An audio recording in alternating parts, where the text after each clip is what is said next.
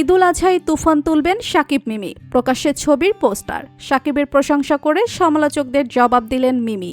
পুরো খবরটি জানতে ভিডিওটি শেষ পর্যন্ত দেখুন। ভরপুর অ্যাকশন নিয়ে ঝড় তুলতে আসছে তুফান। ভারত বাংলাদেশের যৌথ উদ্যোগে আসছে এই ছবি। এবার প্রকাশ্যে এলো এই ছবির পোস্টার। একই সঙ্গে জানা গেল ছবির মুক্তির দিন। মুখ্য ভূমিকায় দেখা যাবে মিমি চক্রবর্তী এবং শাকিব খানকে। তুফান ছবির পোস্টার 11ই মে শনিবার প্রকাশ্যে এলো। সেখানে দেখা যাচ্ছে একটি বারের সামনে দাঁড়িয়ে আছেন বাংলাদেশি সুপারস্টার শাকিব খান। তার পরনে সাদা শার্ট এবং ছাই রঙের স্যুট। তার বুকে হাত রেখে দাঁড়িয়ে মিমি চক্রবর্তী। তার পরনে মেরুন রঙের শিমারি ড্রেস। রায়হান রাফি পরিচালিত এই ছবিটি এই বছরের ঈদুল আজহায় মুক্তি পাবে, অর্থাৎ জুন মাসের 17 তারিখ মুক্তি পাবে এই ছবিটি। তুফান ছবিটির প্রযোজনা করেছে চরকি এবং SVF। যদিও সিনেমার টিজারটি মুক্তি পাওয়ার পরেই শুরু হয়েছে নানা আলোচনা ও সমালোচনা। বিষয়টি নিয়ে এবার গণমাধ্যমে কথা বলেছেন দেশের জনপ্রিয় নায়িকা বিদ্যা সিনহা মিম, যেখানে রীতিমতো শাকিব সমালোচকদের একহাত নিয়েছেন তিনি।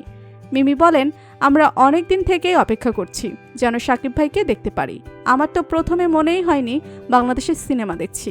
এটা আমাদের সবার ভালো লাগার বিষয়, কারণ আমরা অনেক দিন থেকে অপেক্ষা করছিলাম যেন এ ধরনের ভিন্ন লোকের শাকিব ভাইকে দেখতে পাই। তুফানের সমালোচনার বিষয়ে মিমি বলেন, যারা সমালোচনা করে তারা আসলে ততটুকুই পারে।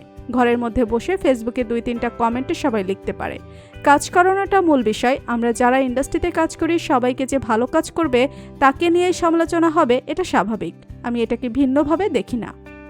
সম্মানিত দর্শক, শাকিব খানের তুফান নিয়ে আপনাদের কি মতামত জানান কমেন্ট করে। ভিডিওটি আপনি যদি পছন্দ করে থাকেন অবশ্যই লাইক করবেন, শেয়ার করবেন আপনার বন্ধুদের সাথে। ধন্যবাদ সবাইকে।